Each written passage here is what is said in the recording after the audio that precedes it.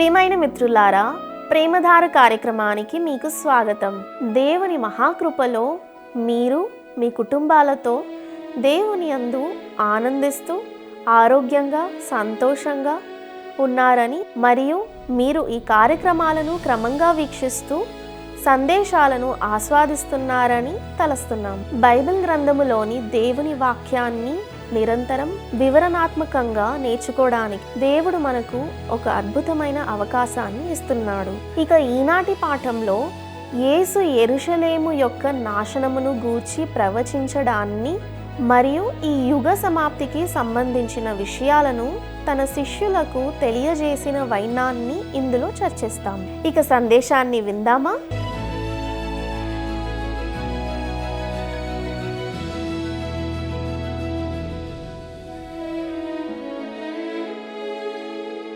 ప్రియులారా, నేటి మన ఈ పాఠంలో మనము మత్తయి సువార్త 24వ అధ్యాయము 1 నుండి 13వ వచనం వరకు ధ్యానించుకోబోతున్నాం.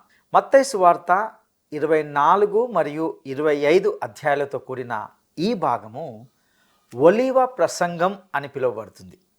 ఈ సువార్తలోని 3 ప్రధాన ప్రసంగాల్లో ఇది చివరిది. వాటి విస్తృతి, అందులోని విషయము మరియు ఉద్దేశం కారణంగా ఆ మూడింటిని ప్రధాన ప్రసంగాలు అని పిలుస్తాం. మన ప్రభు ఇప్పుడు మతాధికారులను ఖండించాడు. ఆయన యెరూషలేముకు విముఖుడై వారి ఇల్లు అనగా యెరూషలేము దేవాలయము మీకు శూన్యంగా విడవబడుతుందని వారికి చెప్పాడు. ఇక మత్తయి సువార్త 24వ అధ్యాయము 1వ వచనాన్ని మనం గమనిద్దాం. యేసు దేవాలయము నుండి బయలుదేరి వెలుచుండగా ఆయన శిష్యులు ఆ దేవాలయపు కట్టడములు ఆయనకు చూపింపవచ్చిరి. ప్రభువైన యేసు తన రాజ్యము వాయిదా వేయబడుతుందని మరియు దేవాలయము శూన్యంగా వదిలివేయబడుతుందని వారికి చెప్పాడు. వాస్తవానికి ఈ దేవాలయము అనేక భవనాలతో తయారు చేయబడింది. ఇది హేరోదు కట్టిస్తున్న దేవాలయం. మరి దాని నిర్మాణము ఇంకా కొనసాగుతూ ఉండింది. ఇది తెల్లని పాలరాతితో చేయబడింది. ఈ సమయంలో ఇది చాలా పెద్దదిగా మరియు చాలా అందంగా ఉండింది. శిష్యులు అది శూన్యముగా వదలబడుతుందనే యేసు మాటను బట్టి ఎంతో కలత చెందారు. కాబట్టి శిష్యులు ఆయన ఎదుటకు వచ్చి ఆయనకు భవనాల చుట్టూ చూపించాలని అనుకుంటున్నారు. ఇక 2వ వచనాన్ని మనం గమనిద్దాం. అందుకు ఆయన, మీరు ఇవన్నీ చూస్తున్నారు కదా, రాతి మీద రాయి ఒకటి అయినను ఇక్కడ నిలిచి ఉండకుండా పడద్రోయబడునని మీతో నిశ్చయముగా చెప్పుచున్నాను అని వారితో అనెను. మీరు ఇవన్నీ చూచుచున్నారు కదా. శిష్యులు తాము చూశామని అనుకున్నారు మరియు వారు ఆయనను ఒకసారి చూడమని అడుగుతారు. కాబట్టి ఆయన వారితో, మీరు నిజంగా చూస్తున్నారా అని అంటున్నాడు. మన సమకాలీన సమాజంలో ఇది మనము ఆలోచించడానికి ఒక మంచి ప్రశ్నగా ఉంటుంది. మన చుట్టూ ఉన్న ప్రపంచాన్ని మనము నిజంగా చూస్తున్నామా? ప్రియులారా, మనం ఈ ప్రపంచంలో ఎన్నో అద్భుతమైన ప్రదేశాలను సందర్శిస్తూ ఉంటాం. ఆ అందమైన ప్రదేశాలను చూసిన తర్వాత ఎంతో ఆశ్చర్యపడతాము, అబ్బురపడతాం. అయితే మనం వాటిని నిజంగా చూడడం లేదు. ఇవన్నీ దేవుని తీర్పు క్రిందకి వస్తున్నాయి. ఇవన్నీ గతించిపోతాయి. నా ప్రియ స్నేహితుడా, గొప్ప గొప్ప సాంస్కృతిక కేంద్రాలు, గొప్ప పాఠశాలలు, ఆకాశాన్ని తాకే సుందరమైన భవనాలు, మనము చూస్తున్న ఈ గొప్ప నగరాలు ఒకరోజు గతించిపోతాయి. ఇలా చెప్పినప్పుడు ఇది సాధ్యం కాదనిపిస్తుంది. శిష్యులకు కూడా అలాగే అనిపించింది. యేసు రాతి మీద రాయి ఒకటి అయినను ఇక్కడ నిలిచి ఉండకుండా పడద్రోయబడునని మీతో నిశ్చయముగా చెప్పుచున్నానని తన మాటలను కొనసాగిస్తూ వచ్చాడు. ఆయన మొదటి ప్రకటన వారిని దిగ్భ్రాంతికి గురి చేస్తే, ఈ మాటలు వారిని తీవ్ర మానసిక గాయానికి గురి చేసి ఉండాలి. ప్రస్తుత యెరూషలేములోని విలాపముల గోడ వద్దకు విలపించడానికి వచ్చిన ప్రజలచే రాళ్ళు ఎలా క్షీణించబడ్డాయి అనే దాని వైపు మన దృష్టిని నిలపడానికి ప్రయత్నిద్దాం.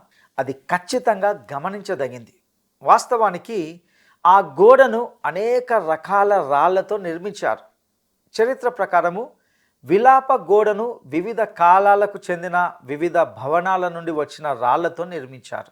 దేవాలయం యొక్క శిఖరం వద్ద అది స్పష్టంగా దేవాలయ ప్రాంగణం యొక్క మూల, ఇటీవల తవ్వకాలు కూడా ఇదే విషయాన్ని వెల్లడిస్తున్నాయి. అక్కడ వివిధ కాలాలకు చెందిన అన్ని రకాల రాళ్ళు ఉంటున్నాయి. ఇంతకీ దాని భావం ఏమిటి? దాని భావం ఏమిటంటే రాతి మీద రాయి ఒకటి అయినను ఇక్కడ నిలిచి ఉండలేదు. నిర్మాణదారులు వేర్వేరు ప్రదేశాలకు వెళ్ళి రాళ్లను ఏరుకోవలసి వచ్చింది.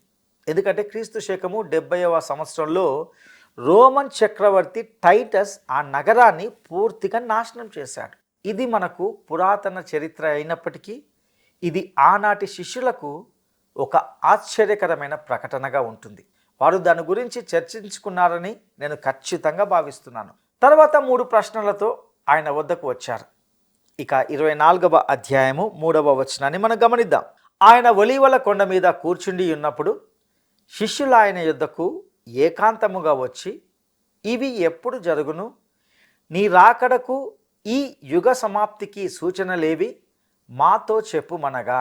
ప్రియులారా, మొదటి ప్రశ్న ఏమిటంటే ఇవి ఎప్పుడు జరుగును? ఎప్పుడంటే రాతి మీద రాయి ఒకటి అయినను ఇక్కడ నిలిచి ఉండనప్పుడు. రెండవ ప్రశ్న, నీ రాకడకు సూచనలేవి? ఈ ప్రశ్నకు సమాధానాన్ని మనము 23 నుండి 51వ వచనాల్లో మనం గమనిస్తాం. ఇక 3వ ప్రశ్న, ఈ యుగ సమాప్తికి సూచనలేవి? ఈ ప్రశ్నకు సమాధానము 9వ వచనం నుండి 22వ వచనాల్లో మనము గమనిస్తాం. ప్రభువైన యేసు ఈ 3 ప్రశ్నలకు సమాధానం ఇవ్వబోతున్నాడు. మరియు మనము ఆయన సమాధానాలను ఒలీవ ప్రసంగం అని పిలుస్తాం. ఎందుకంటే ఇది ఒలీవ కొండ మీద జరిగింది. ఇక యేసు తన శిష్యుల ప్రశ్నలకు ఇచ్చిన సమాధానాన్ని ఒకసారి గమనిద్దాం. మొదటి ప్రశ్న, ఈ విషయాలు ఎప్పుడు జరుగుతాయి? అంటే ఒక రాయి మీద మరొక రాయి నిలిచి ఉండకుండా పోయే సమయము ఎప్పుడు జరుగుతుంది అనే దానికి మత్తయి సువార్తలో సమాధానం లేదు. అది మనకు లూకా సువార్తలో కనిపిస్తుంది. మరియు దానిలోని కొన్ని భాగాలు మార్కు సువార్తలో కనిపిస్తాయి. ఇంతకీ ఇది మత్తయి సువార్తలో ఎందుకు చేర్చబడలేదు? ఎందుకంటే మత్తయి సువార్త రాజ్యానికి సంబంధించింది. అది రాజును ఆవిష్కరిస్తుంది. క్రీస్తు శకము 70వ సంవత్సరంలో జరిగిన యెరూషలేము నాశనానికి మనము ప్రస్తుతం జీవిస్తున్న ఈ యుగంతో సంబంధం ఉంది, కానీ రాజు రాబోయే సుదూర భవిష్యత్తుతో దానికి ఎటువంటి సంబంధం లేదు. అందువల్ల మత్తయి సువార్తలో ఒలీవల కొండపై యేసు చేసిన ప్రసంగంలో ఆ భాగము పొందుపరచబడలేదని మనం గ్రహించాలి. ఇక లూకా సువార్తలో నమోదు చేయబడిన మన ప్రభు యొక్క మొదటి ప్రశ్నకు సమాధానాన్ని 21వ అధ్యాయము 20 నుండి 24 వచనాల్లో మనం గమనిస్తాం. యెరూషలేము దండ్ల చేత చుట్టబడుట మీరు చూచున్నప్పుడు దాని నాశనము సమీపమై ఉన్నదని తెలుసుకొనుడి. అప్పుడు యూదయలో ఉండువారు కొండలకు పారిపోవలెను, దాని మధ్య నుండి వారు వెలుపలికి పోవలెను, పల్లెటూళ్ళలోని వారు దానిలో ప్రవేశింపకూడదు. లేఖనములలో వ్రాయబడినవన్నీ నెరవేర్చుటకై అవి ప్రతిదండన దినములు. ఆ దినములలో గర్భిణీలకును పాలిచ్చువారికి శ్రమ, భూమి మీద మిక్కిలి ఇబ్బందియు, ఈ ప్రజల మీద కోపమును వచ్చును. వారు కత్తివాత కూలుదురు, చెరపట్టబడిన వారై సమస్తమైన అన్యజనముల మధ్యకు పోవుదురు. అన్యజనముల కాలములు సంపూర్ణమగు వరకు యెరూషలేము అన్యజనముల చేత త్రొక్కబడును. నిస్సందేహంగా ప్రభు అయిన యేసు ఈ మాటలు చెప్పగా విన్నవారిలో చాలామంది క్రీస్తు శకము 70వ సంవత్సరంలో రోమన్ సైన్యాలు ఆ నగరాన్ని చుట్టుముట్టి ముట్టడించి మిగతా ప్రపంచం నుండి దానిని వేరు చేసి చివరకు గోడను బద్దలు కొట్టి లోపలికి ప్రవేశించినప్పుడు అక్కడే ఉన్నారు. రోమన్లు చేసింది భయంకరమైంది. వారు ఆ నగరాన్ని నేలమట్టం చేశారు. అది దాని చరిత్రలోనే అత్యంత ఘోరమైన విధ్వంసం. 6 శతాబ్దాల క్రితము నెబుకద్నెజర్ చేసిన విధ్వంసం కంటే కూడా ఇది మరింత వినాశకరమైనది. ప్రియులారా, ఈ విధంగా క్రీస్తు శకము 70వ సంవత్సరంలో రోమన్లు యెరూషలేమును నాశనం చేసినప్పుడు ఒలీవ ఉపన్యాసంలోని మొదటి భాగము నెరవేరింది. ఇక శిష్యులు అడిగిన తర్వాతి ప్రశ్న ఏమిటంటే, నీ రాకడకును ఈ యుగ సమాప్తికిని సూచనలేవి? ప్రభువు శిష్యుల ప్రశ్నలకు వాటి కాలక్రమాన్ని మరియు తార్కిక క్రమాన్ని అనుసరించి సమాధానం ఇవ్వబోతున్నాడు. ఆయన వారి చివరి ప్రశ్నకు మొదటగాను వారి రెండవ ప్రశ్నకు చివరగాను సమాధానం ఇస్తాడు. ప్రభువు మొదటగా ప్రస్తావించే విషయము ఈ లోక అంతానికి సంబంధించిన సూచన, లేదా మరింత ఖచ్చితంగా చెప్పాలంటే ఒక యుగపు అంతం. లోకము ఎప్పటికీ పూర్తిగా అంతమైపోదు. పాత లోకము గతించిపోతుంది, దాని స్థానంలో ఒక నూతన భూమి ఆవిర్భవిస్తుంది. ఉదాహరణకు, ఇది మీ పాత కారును ఇచ్చి దానికి బదులుగా ఒక క్రొత్త కారును తీసుకోవడం లాంటిది. అప్పుడు మీరు నాకు ఇక కారు యుగం ముగిసిపోయింది, నా దగ్గర ఇక కారు లేదు అని అనరు కదా. మీ దగ్గర కారు ఉంటుంది, ఎందుకంటే మీరు మీ పాత కారును ఇచ్చి దానికి బదులుగా ఒక క్రొత్త కారును పొందారు. అలాగే ప్రభువు కూడా పాత లోకాన్ని ఇచ్చి దానికి బదులుగా ఒక నూతన లోకాన్ని ఇవ్వబోతున్నాడు. లోకం ఎప్పటికీ పూర్తిగా అంతమైపోదు, కానీ అది ఒక యుగపు అంతం అవుతుంది. ప్రభు అయిన యేసును అడిగిన తమ ప్రశ్నల్లో శిష్యులు ఉపయోగించిన పదం కూడా అదే. ఈ ఒలీవ ప్రసంగంలో క్రీస్తు తన రాకడ గురించి ప్రస్తావించినప్పుడు ఆయన తన రాజ్యాన్ని స్థాపించడానికి భూమికి తిరిగి రావడం గురించే సూచిస్తున్నాడు. ఇందులో సంఘానికి సంబంధించిన ప్రస్తావన ఏ మాత్రము లేదు. వాస్తవానికి ఈ యుగము ముగిసే సమయానికి సంఘము అప్పటికే ఎత్తబడి ఉంటుంది. ఆ సమయము ఇశ్రాయేలు జనాంగానికి సంబంధించిన అంత్య దినాలుగా ఉంటుంది. ఆయన మహాశ్రమల కాలం గురించి మాట్లాడుతున్నాడు. అందుకే ఈ ప్రసంగంలో దానిని ఆ విధంగానే పేర్కొన్నాడు. ఇక మత్తయి సువార్త 24వ అధ్యాయము 4వ వచనాన్ని మనం గమనిద్దాం. యేసు వారితో ఇట్లనెను, ఎవడును మిమ్మును మోసపరచకుండా చూచుకొనుడి. ఎవడును మిమ్మును మోసపరచకుండా చూచుకొనుడి అనే వాక్యము ఈ యుగం మొత్తానికి ఒక ప్రత్యేక లక్షణం. ముఖ్యంగా అంత్యకాల శ్రమల సమయంలో క్రీస్తు విరోధి అనగా యాంటీ క్రైస్ట్ ప్రత్యక్షమయ్యే కాలంలో ఎంతో మోసం చోటు చేసుకుంటుంది. కాబట్టి ప్రభువు ఈ హెచ్చరికను ఇస్తున్నాడు. పేతురు తన 2వ పత్రిక 2వ అధ్యాయము 1వ వచనంలో మనలను ఇలా హెచ్చరిస్తాడు. మరియు అబద్ధ ప్రవక్తలు ప్రజలలో ఉండిరి, అటువలనే మీలోనూ అబద్ధ బోధకులుందురు. వీరు తమ్మును కొనిన ప్రభువును కూడా విసర్జించుచు తమకు తామే శీఘ్రముగా నాశనం కలగజేసుకొనుచు నాశనకరమగు భిన్నాభిప్రాయములను రహస్యముగా బోధించుదురు. మనము అబద్ధ ప్రవక్తల గురించి ఆందోళన చెందాల్సిన అవసరం లేదు. ఎందుకంటే ఈ రోజుల్లో ఎవరైనా ప్రవచించడం మొదలు పెడితే ప్రవక్తలు ఈ కాలానికి సంబంధించిన వారు కారు కాబట్టి మన క్రైస్తవ విశ్వాసులు వారిని వెంటనే కొట్టి పారేయచ్చు. అయితే మనము అబద్ధ బోధకుల పట్ల మాత్రము జాగ్రత్తగా ఉండాలి. అటువంటి వారు మన చుట్టూ చాలామంది ఉన్నారు. మనము వారిని లేఖనాల ఆధారంగా పరీక్షించాలి. ఒక పెద్ద సంస్థలో ఒక ముఖ్యమైన స్థానాన్ని కలిగి ఉన్న ఒక మహిళ తనకు తెలిసిన మంచి స్నేహితురాలి ద్వారా వక్ర బోధన అనగా తప్పుడు బోధనను బోధించే వారితో పరిచయం చేసింది. ఆ వ్యక్తితో కలిసి ఆ తప్పుడు బోధను బోధించే చర్చికి 1 సంవత్సరం పాటు వెళ్ళిన తర్వాత ఆమె ఈ బైబిల్ బోధన కార్యక్రమాన్ని విన్నది. అయితే దేవుని వాక్యము వారి తప్పిదం గురించి ఆమెను హెచ్చరించింది. తర్వాత ఆమె తాను మరియు తన కుటుంబం అంతా తమ ప్రాంతములోనే వాక్యాన్ని ఉన్నట్లుగా బోధించే ఒక మంచి సంఘానికి ఎలా వెళ్ళారో తెలియజేసింది. నా ప్రియ స్నేహితుడా, మనము అబద్ధ బోధన గురించి చాలా జాగ్రత్త పడాలి. మన కాలములో దానివల్ల చాలా సమస్య ఉంది. మన ప్రభువు హెచ్చరిస్తున్నాడు, ఎవడును మిమ్మును మోసపరచకుండా చూచుకొనుడి. ఇక 5వ వచనాన్ని మనము గమనిద్దాం. అనేకులు నా పేరట వచ్చి నేనే క్రీస్తునని చెప్పి పలువురిని మోసపరిచెదరు. యుగాంతం సమీపించే సమయంలో చాలామంది తామే క్రీస్తునని చెప్పుకుంటారు. అలాంటి వ్యక్తులు ప్రస్తుతము మనతోనే ఉన్నారు.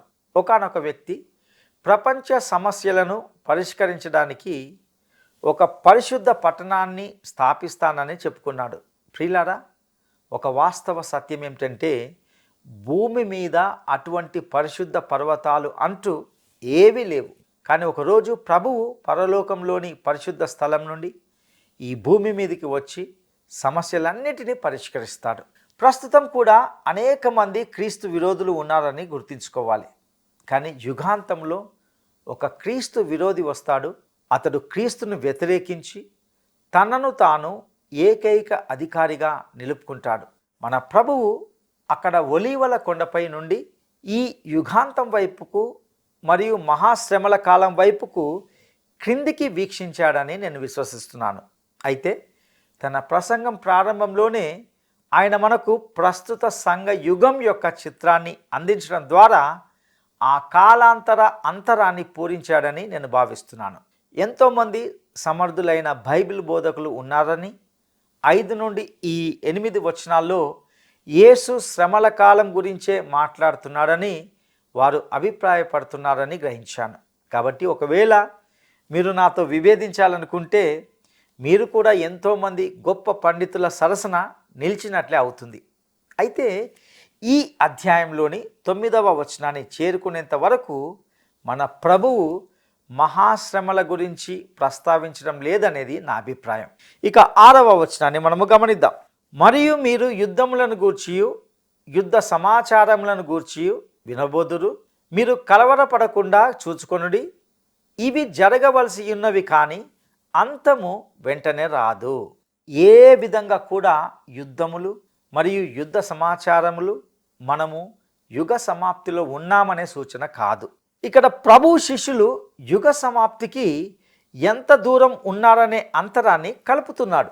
గొప్ప యుద్ధాలను చూసినప్పుడు మనము యుగ సమాప్తిలో ఉన్నామనే సూచనగా భావించడం సులభమే, కానీ అవి సూచనలు కావు. గత కొన్ని వేల సంవత్సరాల్లో చాలా గొప్ప యుద్ధాలు జరిగాయి మరియు ఇంతవరకు చరిత్రలో కేవలము 200 సంవత్సరాలు మాత్రమే శాంతి ఉంది. మొదటి ప్రపంచ యుద్ధం ముగింపులో ఇది ప్రపంచం యొక్క అంతము అని ప్రకటించే పుస్తకాలు ఎన్నో ముద్రించబడ్డాయి. చాలామంది అలాగే మాట్లాడుకున్నారు. మొదటి ప్రపంచ యుద్ధం ఈ రకమైన ఆలోచనకు కారణమైంది. కానీ యుద్ధం తర్వాత మనకు ప్రపంచ మాంద్యం వచ్చింది, 2వ ప్రపంచ యుద్ధం మరియు అణుబాంబులు వచ్చాయి. ఈ సమయానికి ప్రపంచం యొక్క అంతంలో ఉన్నామని చెప్పే వేల కొలది పుస్తకాలు ముద్రించబడ్డాయి మరియు అవి సంచలనాత్మకంగా మారిపోయాయి. మనము 2వ ప్రపంచ యుద్ధం నుండి చాలా దూరం ఇప్పటికే వచ్చాం మరియు యుగ సమాప్తి ఇంకా రాలేదు. మనము ప్రభువు మాట విని అబద్ధ బోధకుల మాట వినడం మానేయాలి. మనము యుద్ధాలు మరియు యుద్ధ సమాచారాలను గురించి వింటాం, కానీ మనము కలత చెందకూడదు. ఎందుకంటే ఈ సంగతులన్నీ జరుగుతాయి మరియు ఇంకా అది యుగ సమాప్తి కానే కాదు. ప్రియ స్నేహితులారా, యుద్ధ సమస్యను మనిషి ఎప్పటికీ పరిష్కరించలేడని కూడా మనము గుర్తుంచుకోవాలి. లీగ్ ఆఫ్ నేషన్స్ ఈ సమస్యను పరిష్కరించలేకపోయింది మరియు యునైటెడ్ నేషన్స్ కూడా దానిని పరిష్కరించలేదు. సమాధానకర్తయ్యగు అధిపతి వచ్చే వరకు కూడా ఈ లోకములో నిజమైన సమాధానం అనేది ఉండదు. ఇక 7, 8 వచనాలను మనం గమనిద్దాం. జనము మీదికి జనమును, రాజ్యము మీదికి రాజ్యమును లేచును, అక్కడక్కడ కరువులను భూకంపములను కలుగును, ఇవన్నీ వేదనలకు ప్రారంభము. ఇవి యుగ సమాప్తి యొక్క లక్షణాలే, కానీ ఇవి యుగ సమాప్తి సూచనలు కావు. అంతము వెంటనే రాదు అనే మాటను మనం ఇప్పటికే 6వ వచనంలో చూసాం. అబద్ధ క్రీస్తులు, యుద్ధాల గురించిన వదంతులు, కరువులు, తెగుళ్ళు మరియు భూకంపాలు సంఘ యుగం అంతటికి లక్షణాలుగా ఉన్నాయి. కానీ మనము యుగాంతానికి సమీపిస్తున్న కొద్దీ ఇవి మరింత తీవ్రతరము అవుతాయని స్పష్టమవుతుంది. ప్రియులారా, ప్రస్తుతము ప్రపంచ జనాభా పెరుగుదల ప్రపంచాన్ని ఎంతో భయపెడుతుంది. అది ఎంతో నిజం. వేల లక్షల సంఖ్యలో ప్రజలు ఆకలితో అలమటిస్తూ చనిపోతున్నారు మరియు ఈ పరిస్థితి మరింత పెరగబోతుంది. ప్రకటన గ్రంథము 6వ అధ్యాయము 5, 6 వచనాల్లో చెప్పబడినట్లుగా కరువు అనే పాత నల్లగుర్రం ఇంకా ప్రత్యక్షం కాలేదు, కానీ యుగాంతంలో ఆ నల్ల గుర్రము మరియు దానిపై స్వారీ చేసేవాడు బయలుదేరుతాడు. ఈరోజు మనము చూస్తున్నది వేదనలకు ఆరంభం మాత్రమే. ప్రియులారా, ఇప్పుడు ప్రభువు శ్రమల యొక్క కాలం గురించి మాట్లాడడాన్ని ప్రారంభిస్తున్నట్లుగా చూస్తాం. మీరు మరియు నేను ప్రస్తుతము సంఘ యుగంలో లేదా పరిశుద్ధాత్మ యుగంలో జీవిస్తున్నాం. కొంతమంది దాని గురించి మాట్లాడడానికి ఇష్టపడతారు. బైబిల్ గ్రంథము నేటి ప్రపంచాన్ని 3 సమూహాల ప్రజలుగా విభజిస్తుంది: యూదులు, అన్యజనులు మరియు దేవుని సంఘము. దీనిని మనము 1 కొరింథీ పత్రిక 10వ అధ్యాయము 32వ వచనంలో గమనిస్తాం. ఈ యుగంలో దేవుడు యూదుల నుండి మరియు అన్యజనుల నుండి, ఈ ఇరు వర్గాల నుండి తన నామం కొరకు ఒక ప్రజలను పిలుస్తున్నాడు. వీరే 3వ సమూహమైన సంఘంగా ఏర్పడతారు. ప్రియులారా, ర్యాప్చర్ అనగా సంఘము ఎత్తబడుట అనే సమయంలో ఈ లోకము నుండి పైకి కొనుపోబడేది ఈ 3వ సమూహమే. ఆ తర్వాత మహాశ్రమల కాలము ప్రారంభమవుతుంది. 9వ వచనం ఈ ప్రారంభం గురించే ప్రస్తావిస్తుందని నేను గట్టిగా విశ్వసిస్తున్నాను. ఇక మత్తయి సువార్త 24వ అధ్యాయము 9వ వచనాన్ని గమనిద్దాం. అప్పుడు జనులు మిమ్మును శ్రమల పాలు చేసి చంపెదరు, మీరు నా నామము నిమిత్తము సకల జనముల చేత ద్వేషింపబడుదురు. అప్పుడు జనులు మిమ్మును శ్రమల పాలు చేసి చంపెదరు. ప్రియులారా, ఇక్కడ మిమ్మును అంటే ఎవరు? స్పష్టంగా ఆయన సంఘాన్ని సంబోధిస్తున్నది కాదు, ఇశ్రాయేలు జనాంగంను గురించి సంబోధిస్తున్నాడు. ఆయన మాట్లాడుతున్న శ్రమ ప్రపంచవ్యాప్తంగా యూదుల పట్ల ఉన్న వ్యతిరేకతను సూచిస్తున్నది. ఈ సందర్భంలో మన కాలపు క్రైస్తవులకు ఒక ముఖ్యమైన వాస్తవాన్ని తెలియజేయాలి అని అనుకుంటున్నాను. నిజమైన సంఘము ఈ భూమి మీద ఉన్నంత కాలము ప్రపంచవ్యాప్తంగా యూదుల పట్ల వ్యతిరేకత అంటూ ఉండదు. ఎందుకంటే సంఘము దానిని నిరోధిస్తుంది. ప్రభువైన యేసును నమ్మిన నిజమైన విశ్వాసి ఎవరు కూడా యూదులను ద్వేషించరు. అది అసాధ్యం. సంఘం యొక్క ఉదారవాద శాఖ యూదులకు ఒక తప్పుడు ముఖాన్ని చూపిస్తుందని మరియు తుది విశ్లేషణలో అది వారికి వ్యతిరేకంగా తిరుగుబాటు చేస్తుందని నా భావన. కానీ నిజమైన సంఘము ప్రపంచంలో ఉన్నంత కాలము ప్రపంచవ్యాప్తంగా యూదుల పట్ల వ్యతిరేకత అనేది ఉండదు. ఇది సంఘము ఎత్తబడిన తర్వాత చెలరేగుతుంది. ఇక 10-11 వచనాలను మనం గమనిద్దాం. అనేకులు అభ్యంతరపడి ఒకనినొకడు అప్పగించి ఒకనినొకడు ద్వేషింతురు. అనేకులైన అబద్ధ ప్రవక్తలు వచ్చి పలువురిని మోసపరిచెదరు. ప్రియులరా, మనము ఇంతకుముందు చూసినట్లుగా ఇక్కడ ప్రభువు సంఘమును అబద్ధ బోధకుల పట్ల హెచ్చరించగా, ఇశ్రాయేలును అబద్ధ ప్రవక్తల పట్ల హెచ్చరించాడు. కాబట్టి ఇక్కడ సంఘము ఎత్తబడిన తర్వాత మరలా అబద్ధ ప్రవక్తలకు వ్యతిరేకంగానే హెచ్చరిక ఇవ్వబడినట్లుగా చూస్తాం.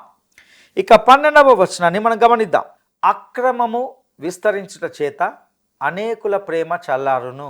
ఇది ఒక సూత్రం. మరియు ఈ ఒలివ ప్రసంగంలో మనము అనుదిన జీవితానికి అన్వయించుకోగలిగే అనేక సూత్రాలు ఉంటున్నాయి. అక్రమము విస్తరించినప్పుడు అనేకుల ప్రేమ చల్లారిపోతుంది. మరియు ఇది యుగ సమాప్తిలో మరింత నిజమవుతుంది. ఆ తర్వాతి వచనము కొంతమందికి చాలా ఆశ్చర్యకరంగా ఉంటుంది. 13వ వచనం, అంతము వరకు సహించిన వాడెవడో వాడే రక్షింపబడును.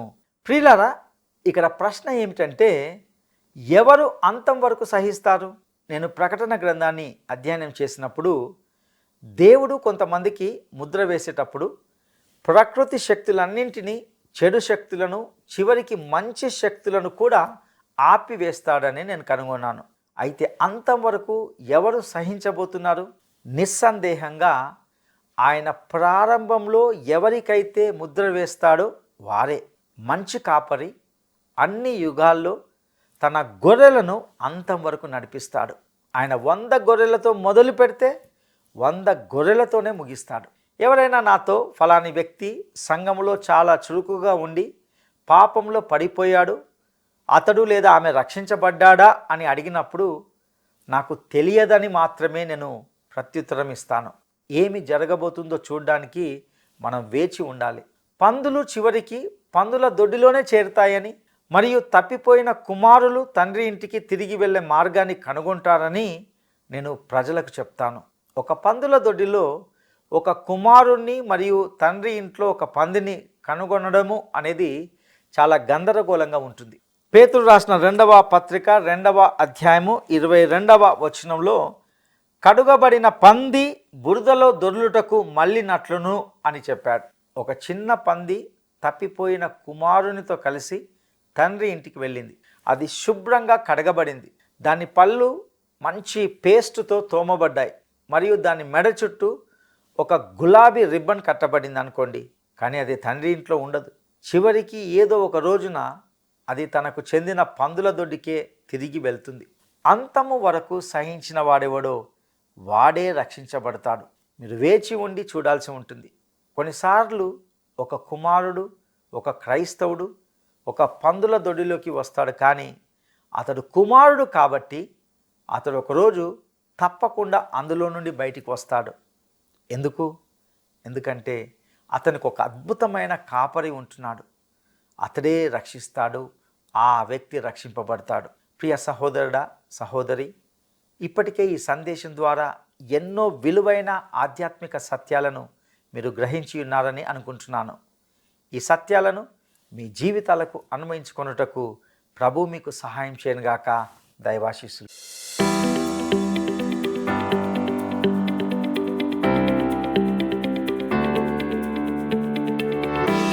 యుగ సమాప్తి అనగా అర్థమేమిటి? యుగ సమాప్తి అనగా అర్థమేమిటి? 1. భూమి పూర్తిగా నాశనమవుట. 2. ఒక పాత యుగపు ముగింపు. 3. సూర్యచంద్రులు రాలిపోవుట. ఈ ప్రశ్నకు సరైన జవాబును ఈ వాట్సాప్ నంబర్కు పంపండి. మా వాట్సాప్ నంబర్ 9399952570.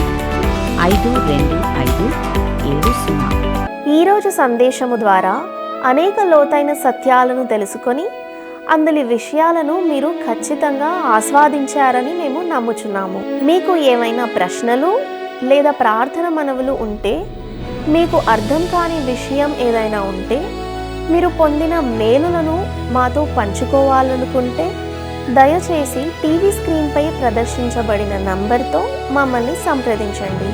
మీ ప్రతి ఫోన్ కాల్ మాకు చాలా విలువైనదిగా భావిస్తున్నాము. మీ స్పందన కోసం వేచి ఉంటాము. ఈ కార్యక్రమాన్ని ఇతరులకు కూడా పరిచయం చేయండి. ప్రభువు మీకు తోడై ఉండునుగాక. నీ కృపను, నీ ప్రేమను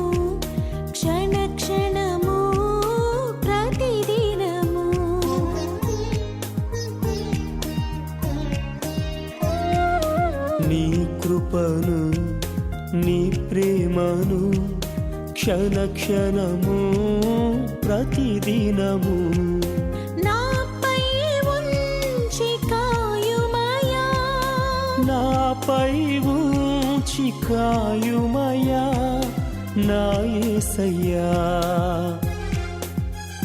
నీవుండగా నాకేమి కొదువా నా యేసువా, నీవుండగా నాకేమి కొదువా నా యేసువా.